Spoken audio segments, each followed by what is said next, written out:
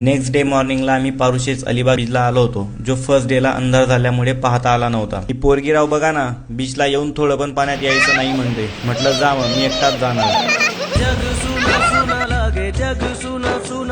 Honestly आम्हाला तसा हा बीच फारसा आवडला नाही, म्हणून आपली नेहमीची ठरलेली हॉर्स रायडिंग करून आम्ही कल्टी घेतली. फ्रेश होऊन रिसॉर्टला टाटा बाय बाय करून परतीच्या प्रवासाला निघालो. Thanks to Wonder Villa resort for such a great time and homely vibe. परतीचा प्रवास म्हणजे मळलेले कपडे, थकलेली बॉडीज, हलका खिसा, पण मोस्ट इम्पॉर्टंट दिल भरून घेतलेले मुवमेंट्स, मेमरीज आणि एक नंबर एक्सपिरियन्स. आपला रथ म्हणे मालक सर्व ठीक आहे, पण माझं पण पोटा पाण्याचं बघा. म्हटलं घे भो, तुला पण विदेशी, ते पण पोट भरून. रस्त्यात बायकोला काही दिसलं शॉपिंगचं की गाडीला किती ऍक्सिलेटर द्या, पुढे जातच नसते. मग काय थांबलोच. घेणं ना देणं, कंदील लावून येणं झालं आमचं. असो, कना गाडीत बसलो आणि फुल व्हॅल्यूमवर सॉन्ग ऐकत निघालो. आम्ही थेट पुण्यात येऊन पहिले पोटोबा करायला आमच्या आवडीच्या ठिकाणी गेलो. ही बर्थडे गर्ल बघा फुल पनीरचा पसारा पाळत होती. चला आम्ही बर्थडेची स्पेशल ट्रीट एन्जॉय करतो.